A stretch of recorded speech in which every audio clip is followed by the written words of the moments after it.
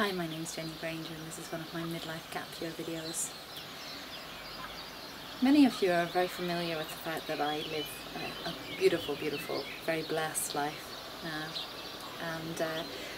and yet it hasn't always been quite as gorgeous and blissful as it is now.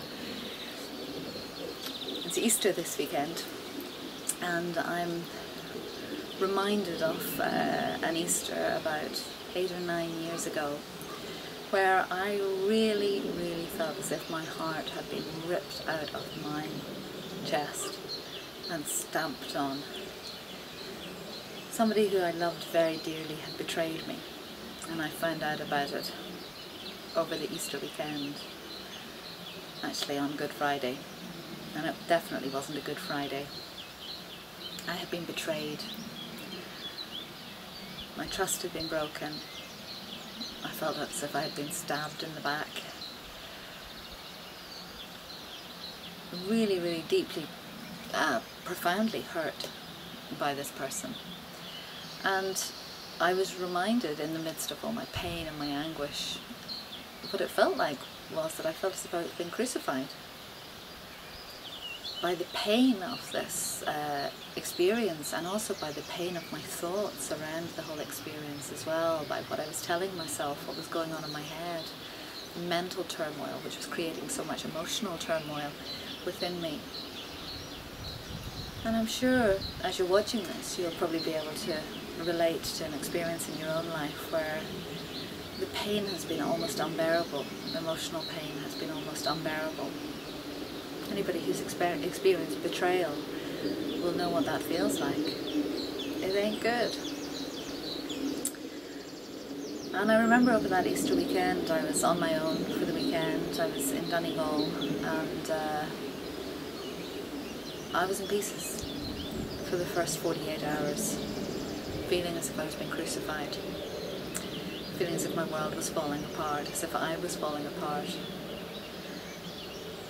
And as I allowed these tears to come and my wailing and gnashing of teeth to carry on, gradually over the weekend, the anguish and the torment were replaced by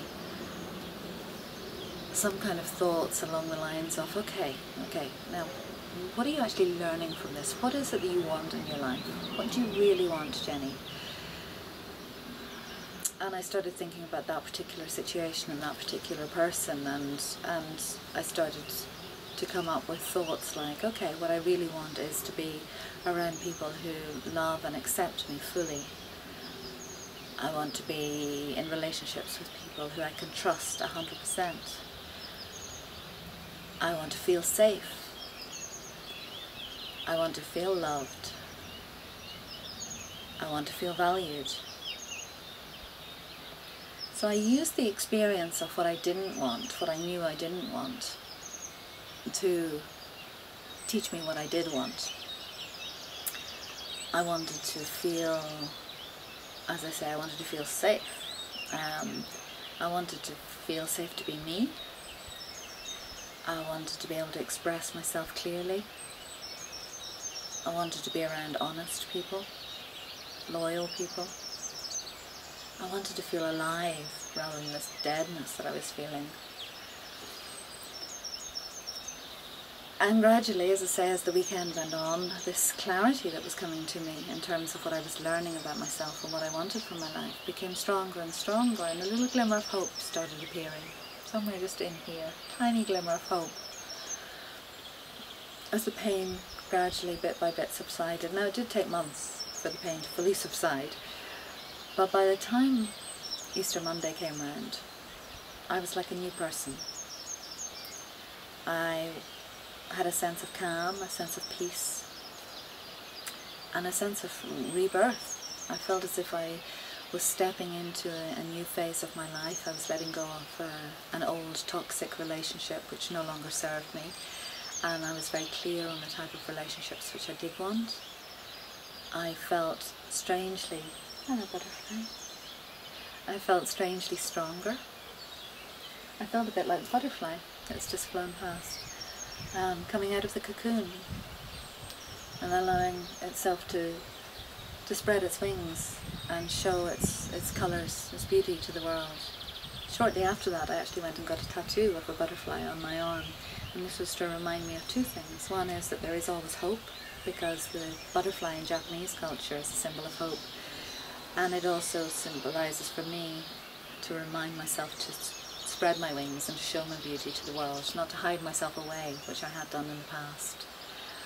And so I emerged from the cocoon of this Easter weekend. I emerged different. And I suppose the important lesson here is that different doesn't always need to be bad. In fact, in this case, different was really, really good. I was a little bit wobbly for a while as I found my way with this new me that was coming out. I had to find my ground a bit and get strong within that new self that had emerged. But a transformation took place that weekend. And so I just wanted to leave you with this thought over the Easter weekend, that in our culture and in modern religions and things, the focus is very much on the crucifixion. The focus of the Easter story is very much on the crucifixion.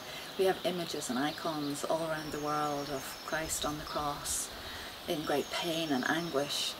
And a lot of our culture is based on how hard life is, how difficult life is, what a struggle it is.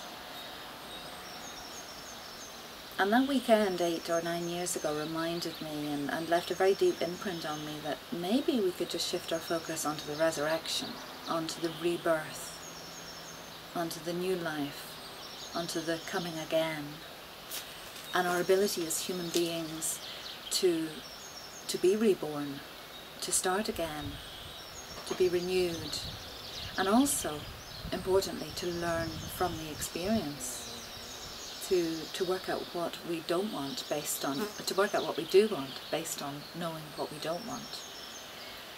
So if you're going through any form of crucifixion or anguish or suffering at the moment, I hope this video gives you a little bit of hope, like the butterfly, and that maybe you could start to focus on what it is that you do want in your life, and allow this weekend to be a time of healing, a time of peace, and a time of resurrection and transformation, so that you may come out of your cocoon and allow yourself to spread your wings and show your beauty to the world.